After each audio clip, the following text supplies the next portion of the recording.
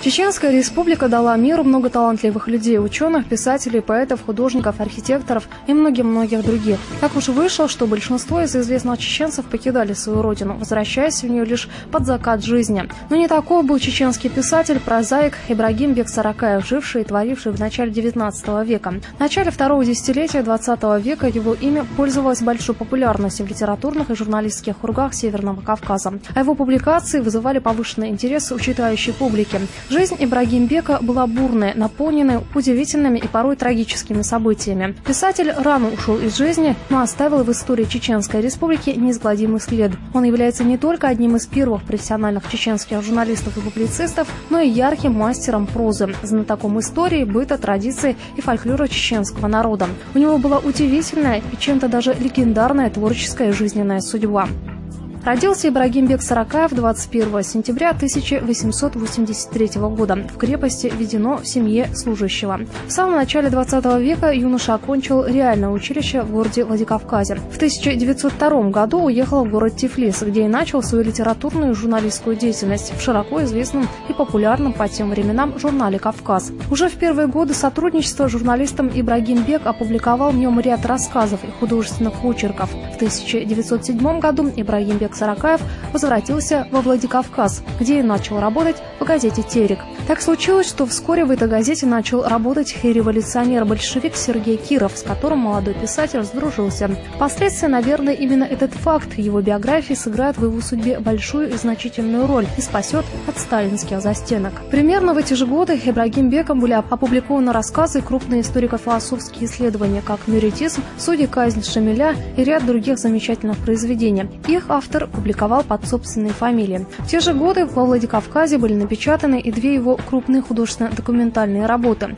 Так, в 1913 году во Владикавказе вышло в свет его первое крупное произведение документально-художественной публицистики «По трущобам Чечни» с подзаголовком «Жгучий и наболевший вопрос». А в 1914 году «Чечня и пленение Шамиля». По жанру эти произведения были ближе к памфлету.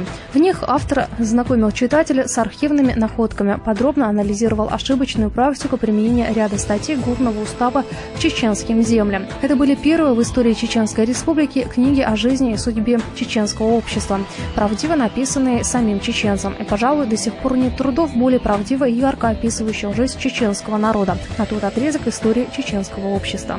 Именно в этом произведении особенно ярко проявлялось писательское мастерство Ибрагим Бек Саракаева. Так, в своем произведении «По трущобам Чечни» Ибрагим Бек с болью в сердце отозвался о нелегкой и горестной судьбе своего народа. Если бы была возможность собрать всю кровь и все горестные слезы, пролитые и проливаемые здесь в один чан-гигант, и потом этот чан опрокинуть над Кавказом, то с уверенностью можно было бы сказать, что Кавказ захлебнется в волнах собственной крови и собственных слез, писал автор своей художественно-документальной книги. Ибрагим Бек сотрудничал не только с «Тереком». Молодого писателя приметили и другие северокавказские издания. В эти годы он сотрудничает уже с рядом изданий. В них только с 1911 по 1914 годы под псевдонимом Нохчу Чеченец Веданху и другими он публикует более 30 материалов по национальным и земельным вопросам Чеченской Республики, проблемам судейства, развития культуры и образования. В них он открыто критикует беззаконие и произвол, творимый представителями власти в горах. В то же время Ибрагим Бек пишет не только публицистику, но и рассказы, исторические и историко-философские исследования. К примеру, «Суд и казнь Шамиля», «Мюридизм» и ряд других произведений публицистического характера.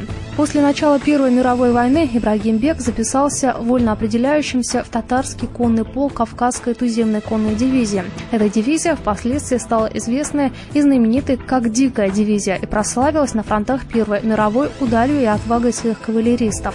Так широко известен факт, когда 15 июля 1916 года офицеры и всадники ингушского и чеченского конных полков Дикой дивизии разгромили элиту кайзерской армии и покрыли свои знамена неувидаемой славы. На фронте Ибрагим Бек не отсиживался в штабе и не сторонился фронта. Напротив, писатель и публицист принимал активное участие во всех значимых сражениях в боях дивизии. И поэтому за отвагу, мужество и смекалку, проявленные в боях с противником, Ибрагим Бек производится в офицера. Позже он дослужился до чина подполковника. За волевые качества и верную службу Ибрагим Бек удостаивается орденов Святой Анны второй степени орденами и мечами, и святого Георгия 4 степени.